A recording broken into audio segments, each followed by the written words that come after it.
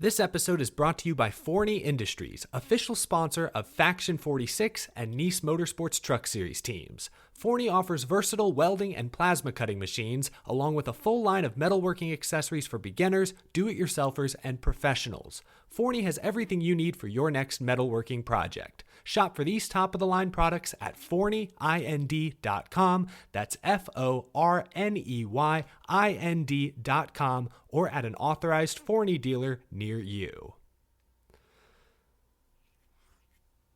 Eric Estep here. One of my favorite parts of being a NASCAR fan is collecting diecasts. It's how I got my start on YouTube, actually. To me, a room is not complete until it features shelves of NASCAR diecast cars. It's as good a time as ever to continue your collection or begin an all-new one by pre-ordering your favorite driver's 2022 next-gen diecast at LionelRacing.com or at any authorized Lionel retailer. Lionel is the official diecast of NASCAR, and don't miss Lionel Racing's NASCAR Authentics diecasts at a Walmart or Target near you. Not only is Lionel the official diecast of NASCAR, but they're also official supporters of the Out of the Groove podcast network. So what are you waiting for? Head to LionelRacing.com to order your favorite driver's 2022 diecast.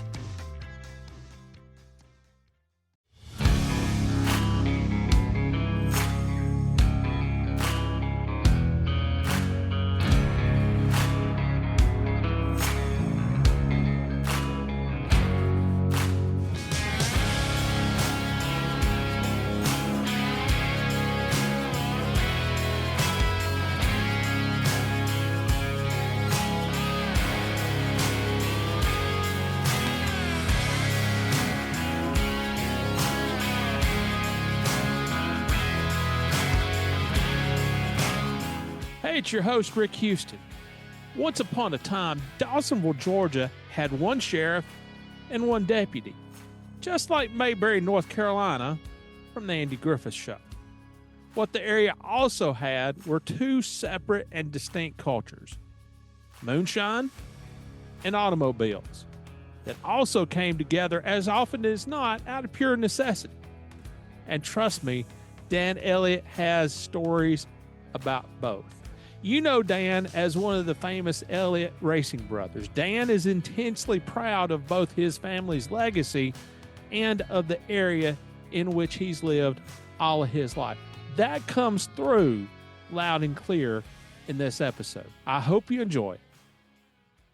Well, Dan Elliott, first of all, we were talking earlier, you've got a way better background than I do. I got old newspapers and old race programs, and you've got basically the entire Elliott family history. I don't have the entire history, but as we had talked about before, Rick, whenever we talked about how I got into this and got a double dose of sentimental from mother and daddy. And then there's just so much of this that was, it was fairy tale stuff to me. And I tried to keep the things that meant something to me. As I've told you before, everything in here has a story, and I love the fact that it does.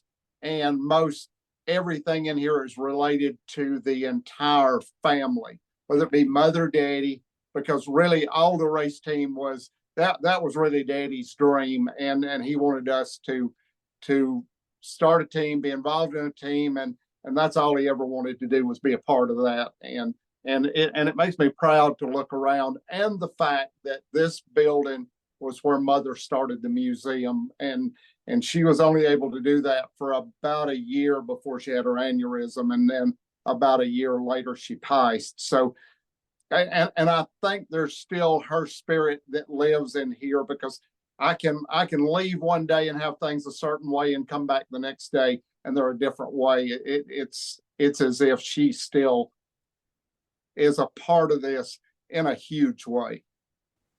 Well, I love the fact, obviously you have a specific particular interest in your family's history, but when we visited here a couple of months ago there in Dawsonville and the area around it, you also have a deep appreciation for the history of the area in which you live. You've lived there all your life. Yeah. And I guess, within just a few square miles of where you grew up, where you were born or whatever. But what is it about the area in and around Dawsonville that has your interest and has that kind of passion? Rick, I guess it's the fact that it was such a small town in the beginning, and I really didn't have that feeling about the small town growing up because as me, Ernie, and Bill terrorized the roads around here, so the people that knew us, that knew Mother and Daddy more than us, they just knew who we were. We were the three hellions that belonged to George and Mildred Elliott, and we terrorized the roads pretty bad. Which what else was there to do in a small town? And for three boys, it was the perfect thing.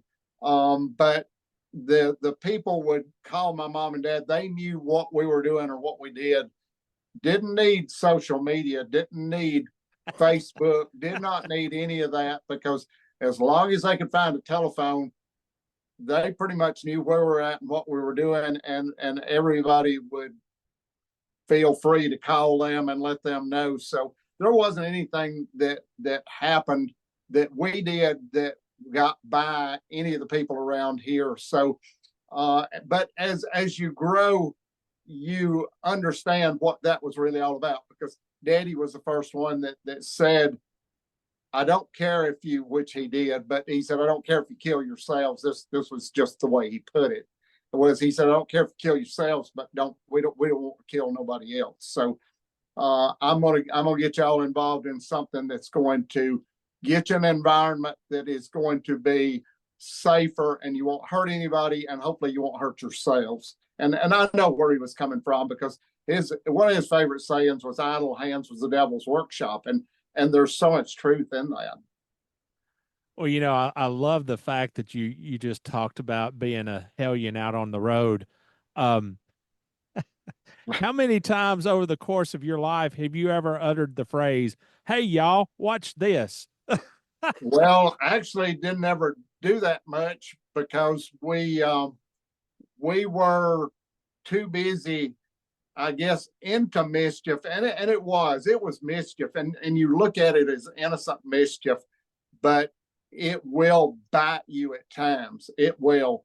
And to finish where we were at as far as the people around here and my love for the county came about. There's so many things in the county to see and do, but it was actually the people of this county as we evolved from when we first started racing, when we first started in NASCAR, and we were so out of our element. But the people of Dawsonville that we grew up with, that we knew a lot of people. Mother and Daddy knew a lot of people because Mother and Daddy had a building supply, and that's where we worked at. And you and I both know, Rick, that you didn't start racing at 5 years old or 6 years old when we grew up. You started racing once you got out of school. You were well into your late teens, early 20s, and some of the drivers even older. So you were definitely further down the road, and hopefully you matured a little bit out of that. But it was just a different world. And then for us beginning our career racing out of the junkyard up there, it's just completely different. But to get back to the point, the people of the county supported us so much from the very beginning through all of the mailing years. If I've heard this for a long time, that usually the people that don't support you are the people in your hometown. And they just didn't know my hometown and the people that lived here that we grew up with, Rick. It's phenomenal to me, and I love every one of them because of what they did, because no matter how we did, it was congratulating us if we did well or cheering us on. They were our cheerleaders because other than family and some close friends, that's all it was for us. I happen to live in a small town now, I guess comparable in size to Dawsonville, give or take. And every small town has its local legends. And, we talked about this last night, but this is the Moonshine and Motorsports podcast. And from what I understand, Dawson County and the hills of North Georgia, there was a little bit of moonshining going on in that area once upon a time. Once upon a time, but Daddy had the building supply. He started it in the late 50s. He had a little feed mill before that, but started out here in the late 50s and really the 1960s, because starting in 61, I was about 10 years old. Yes, it was going on, did not pay attention to a lot that was going on. And Mother and Daddy they really didn't care for the moonshining as much, even though I know through the building supply, Daddy sold materials, I'm sure, to build stills, hogsheads, whatever you needed to do a liquor still. And I know I'm on family property over there where I built about 25 years ago.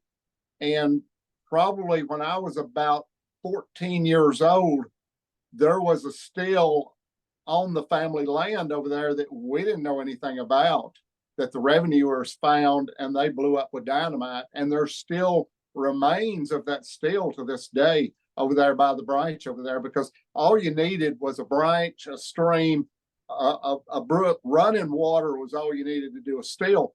But you had to understand that you definitely didn't want to run up on anybody's still, and you definitely did not want to know anything about it. And Mother and Daddy, for the most part, kept us sheltered from that. And as far as having anything to do with it in a direct way, indirectly, I'm sure they did, but directly, no. And that was one of the things that alcohol was one of the things that, and I don't have anything against it, neither did he, but it's like everything else, everything in moderation.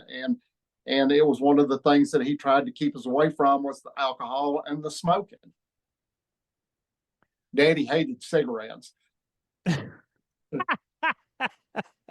Says the guy who once won the Winston Million. I think he hated cigarettes because Daddy was barefoot all the time. Whenever we ran the building supply, he was barefoot all the time. And I think, honestly, he hated cigarettes because a lot of the customers that came to the building supply would throw down cigarettes and he'd step on them and burn his feet. I think that's why he hated cigarettes so bad. Now we know. Now we know. But that and the love of Fords, because like I said, you cut him and he bled Ford blue. And we had a neighbor up here that you cut him and he bled Chevrolet orange. And both had trucks. Both were very adamant about which Ford or Chevrolet they wanted to be behind. But one day Daddy was we were in the store up there and Mother was up there, and the next thing I knew they were drag racing their trucks up the road up through there, and they both had about the same. It's kind of like the trucks that do the drag racing, but both had about the same amount of tonnage on the beds of the trucks, and they're drag racing up the road. It was just every day was a different day, and Daddy wasn't going to let anybody get the best of him when it came to outrunning a Ford. How much do you know about local legends when it comes to the early days of NASCAR? Well, the early days of racing in general. You had guys like Lloyd C. You also had Gober Sosby, I guess was from near there. Was he from Dawsonville? Yes, he was from Dawsonville. Okay. Lived on the south end of the county, but me and his sons, close friends, been close friends for a long time. How did they wind up getting into racing themselves? Was it moonshine related? No, it's not moonshine related that I know of, and I'm going to tell you what I know, and as far as the folklore and the legends and all of that was a little bit before my time. But because for me, the era that I remember most was the people that were involved in it, that were hauling it, that were trying to make it, the revenuers catching them, and a lot of things went on, getting locked up. And I've not read any of the books yet about the Dixie Mafia or the things that went on, and frankly, for us, that's not how it evolved. And even growing up with David and Brian Sosby, Gober's sons, that never was the case with them as far as the moonshine. It for us was the love of racing, and I think that's really what gets in your blood, and it's like a disease. You just it's hard to get rid of it, and there wasn't anything else to do, Rick. There was just very little else to do because the county at that time was small. You had to go to Gainesville, Atlanta, or bigger towns to find anything that you could do outside of that. Even movie theaters, there was just nothing to do, and you found yourself. I know during the time 16, 17, 18, you found yourself sitting on the square in downtown Dawsonville, you and about 100 other people. It was like a car show every weekend in town. Everybody would just sit and park. There was nothing else to do. And the entertainment was if somebody poured oil out on the main square there, or if it rained, you poured out diesel fuel and everybody did donuts. And to get the law out of town, there was only the sheriff and a deputy. So they would call in a wreck on the north side of town, or a call that was, you need to come check this or do this. And as soon as the sheriff left town, then everybody had a great time. And it was short lived because as soon as the sheriff came back into town, then they would call the DOT. The DOT would come out, state highway would come out with a sand truck and throw sand on the oil, which was even better. You didn't have oil on your car when you got done playing.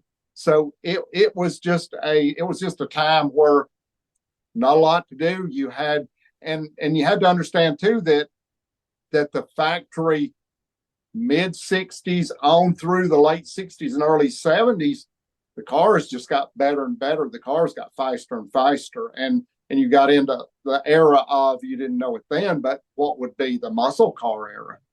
And the cars just got faster. The engines got bigger. They got more powerful. And gasoline was relatively cheap at that. Well, it was cheap at that time because, Rick, when we had the store up here, we had a pump because Daddy had to have it to fuel the trucks and so forth. So gasoline for us was 25 cents a gallon. And $2 worth of gas was 8 gallons. So you could cruise all day long on a tank of gas and go play and have some fun, or just sit and watch everybody else. But there were a lot of friends that I lost in this related to the vice cars, and some of it was alcohol related. And that's what Mother and Daddy was against, the fact that no drinking and driving. Yeah. I kind of wish that you hadn't told me that Dawsonville or Dawson County just had just one sheriff and a deputy, because you know what that brings to mind. And it's your fault. Yeah. Good old Andy and Barney. That's exactly right. And that's about the way it was viewed at the time, only it was later that you really understood what that was all about. But yeah, they'd call them out of town on something that was going on outside of town that wasn't going on, and get them out of town, and then they'd play for a while. But and it would be, Rick, it would be years before that changed. But as growth comes to any area, you get more and more people moving in, and the people that live there, they weren't too happy with what was going on in town when the sheriff was called away. The older people that lived here, they didn't care for that at all, and you didn't think about anybody else getting hurt by this. You were having fun, and that was kind of like cold weather. Whenever the weather would get below freezing, you'd open up the fire hydrants and ice down the town, because that was the easiest thing to do. But you didn't realize at the time how really stupid this stuff was. Well, you've always been there, as we said earlier. You've always been there in North Georgia. There's a lot of legend about North Georgia and its connection to the moonshine and motorsports trade. And where I live is the same thing. I'm right next door to Wilkes County, which bills itself as the moonshine capital of the world, or did at one point. Um, why Georgia as opposed to North Carolina for you? Rick, I think it was a little bit of everywhere, but I think anywhere you had a small town, and you and I both know that during that era, there wasn't a lot of things to do. So unless you raised chickens, the poultry industry was in its infancy at that time. So there wasn't a lot of that going on. You had to go to Atlanta or Gainesville or other towns to work. So given that, it was an opportunity to, if you didn't have a job, if you had trouble getting a job, this was a way to make income. And it was viewed upon as not an illegal thing. It was, you were feeding your family. It was a way of life. And it was life, because other than that, you'd starve to death. And the area was perfect for it. It was remote. There's a lot of springs, streams, brooks. There's availability of water on property that is relatively sparsely populated, and that's what you have to have. If there was a liquor spill around you, even if you knew it, you didn't know it, and you sure didn't say anything to anybody about it. And it was the best way to instigate a lot of trouble in a short period of time. And a lot of people did get in trouble over that, because you had people that didn't like it to the point that if they ran across one, they reported it.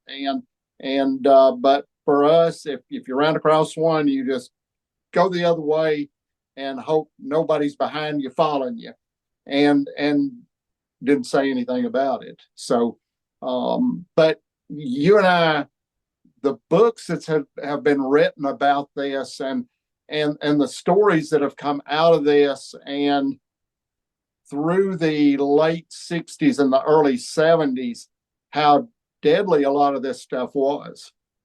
It really, we don't even think about that part of it, and until you get to reading some of the stories, and whether they're true or whether or not, there's got to be some truth in some of them, I know. And probably in a lot more of them than I give credit for. But just glad that wasn't. I'm glad that wasn't a part of my life, and I'm glad that my mom and dad found other ways and could make income other ways. But I know for a lot of people that was the only source of income, and to feed the family, you had to do what you had to do.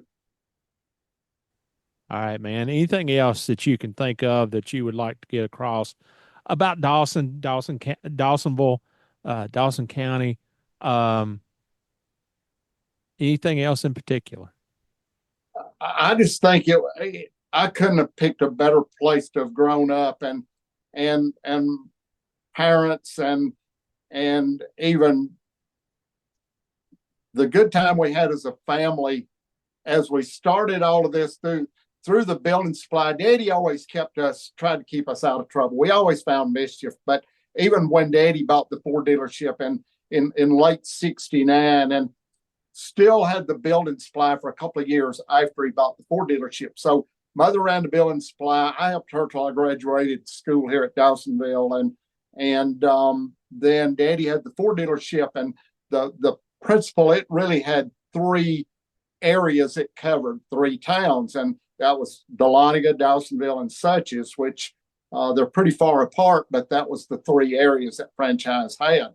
And the dealership was in Dahlonega, so Bill would go help Daddy with the dealership at Dahlonega. But the bottom line of all of this was, Rick, that Daddy, as he bought and sold cars, some of the used cars ended up coming to Dawsonville just because he ran out of room where the dealership was at Dahlonega. So being the kids we were, we found our way to the cars and Grandpa's field down here. So we'd have field racing every opportunity we could with me, Ernie, and Bill. And I think that for us and Daddy's love of the automobile and racing as well, because Daddy grew up as well in the area. He was a little bit busier and didn't locate permanently to the area until probably sometime in the early 50s. And Daddy at that time would have been in his 30s. So you can see his love, because Daddy owned race cars before we were ever involved. He always had other drivers. He never drove, but he always owned race cars. They were always Fords, and he was trying to run in the area because, like any of the other areas, you'd have dirt tracks spring up out of a field somewhere. They would start a race, and around us locally, within about a 50, 60-mile radius, there were probably 5 or 6 tracks at one time. And the love of that and getting us started. But growing up in the area was just, it was just a perfect time.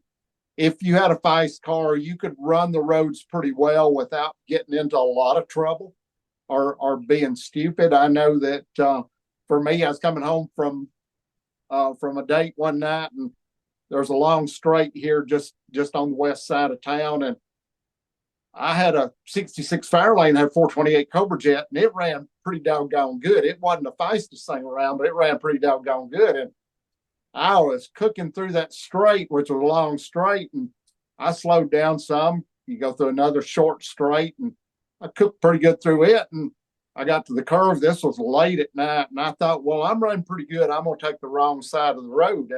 And this is how fate works.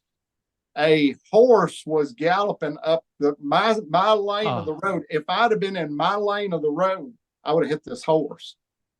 And I was on the wrong side because I was running faster than I should have been, but I was on the wrong side of the road. But that actually probably may have saved my life, because I'd probably had a horse in the front seat with me. So, but you think about these things. No, it wasn't the right thing to do, but running the roads wasn't a big problem.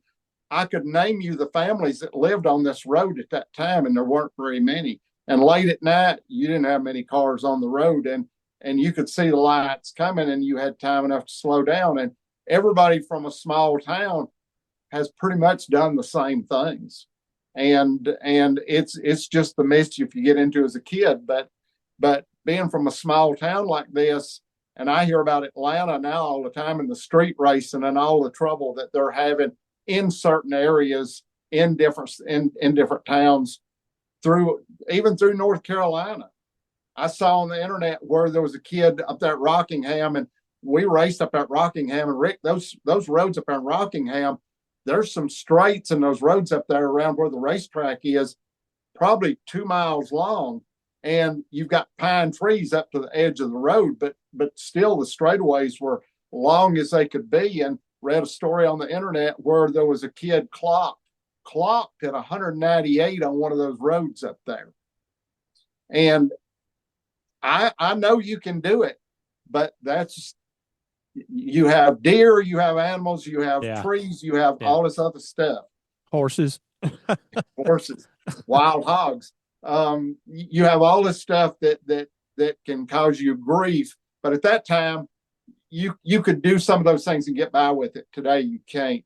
But I love the area that we're in, much like the people that grew up in their own. And I've been fortunate enough to be able to live here all my life. And it,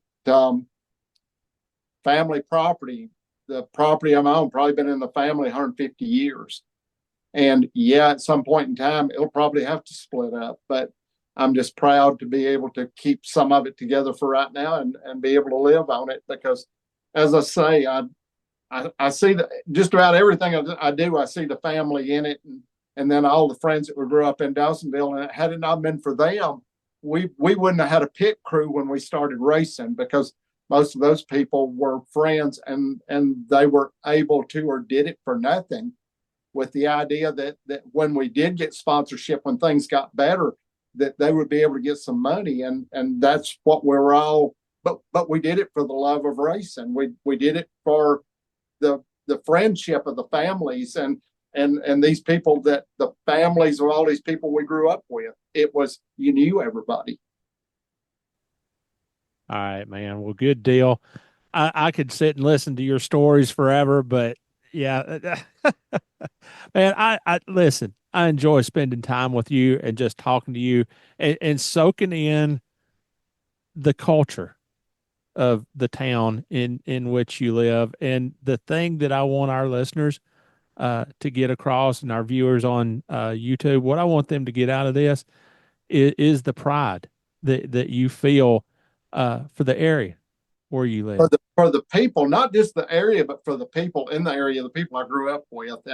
And you were talking about the stories. I can remember Daddy going to Daytona in the early 60s, because at that time I think it was the Permatex race that he had always run, because I was too little to go. I couldn't get into the races if I went. So Daddy bought a motor convoy at that time. They had carriers that would carry 4 cars on a carrier. Now they carry probably 10. But he bought one of those old carriers, and they took 2 cars to Daytona at one time. They took a 60 Ford Starliner, and they took a 63 Ford Fastback, 63 and a half. And I can remember Daddy, before he left, because they had to carry fuel from the gas pumps at Daytona. I'd never been, but they had to carry the fuel. And he was telling Mother we'd gotten a new wagon for Christmas. And this was in February after Christmas. And Daddy came up and got the wagon. And he said, well, I'll bring it back after we get back from Daytona. Well, when it got back from Daytona, the wheels were all bent and broken, and Mother was mad about it. And I it's one of those things as a kid, you're mad about it too. And it wasn't until we went to the first race at Daytona that I understood what that was all about. Once the asphalt quit at Daytona, there were still pits down through there that weren't paved, and you had to drag that gasoline through the wagon through that sandy area. And by the time you got to your pit, the wheels on the wagon weren't exactly round anymore, and you were lucky if the wheels were still on the wagon. And it's just some of the stories that you remember, and Daddy trying to, on his own. A lot of people are talking about the money it takes to run a team. Nobody knows any better than we do, because the early teams that raced, if you had enough money of your own, you raced. If you didn't, you stayed at home. That's just the way it was. There's no discrimination in racing other than the lack of money. And I can remember a lot of times Daddy wanted to go racing, but we were trying to race on a shoestring, because the business, Daddy's building supply or the Ford dealership, that was what was funding the program, and there weren't any other sponsors. And you did everything you could do to try to keep yourself going, to keep enough money coming in.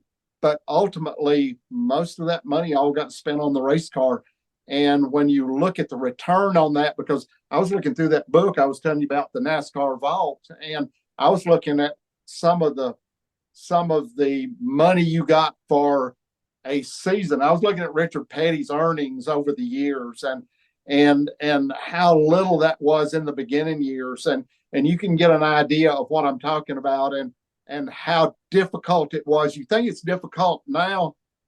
This is a walk in the park now compared to the early years of starting the teams up, because whether or not your wife, your mom, your family wanted you involved in racing, if the racing bug bit you, you were going to do it, and you were going to spend most of the money trying to do that. And at the end of the day, the family really suffered for it. And I still say to this day that the women in racing were stronger than the men that were in racing. I agree. They were stronger. Yeah. I know for what my mom went through, because she didn't like us racing. It made her nervous, and I understand that. And she didn't want us racing because it took away from us in so many different ways. And I've been asked many times, would I do anything different in my life? Well, I hadn't thought about it very much. I don't want to think about it very much. I can't change it. And I see the good and the bad out of it. And for each individual family, you just have to weigh it out. Good deal. All right, man. I appreciate it. I don't know what you thought about that interview, but one thing came through loud and clear. Dan Elliott loves to tell a story. He's a good old boy from a small town in the mountains of North Georgia who made good. You can't help but like it. I hope you enjoyed this conversation, and we will be back soon with another episode.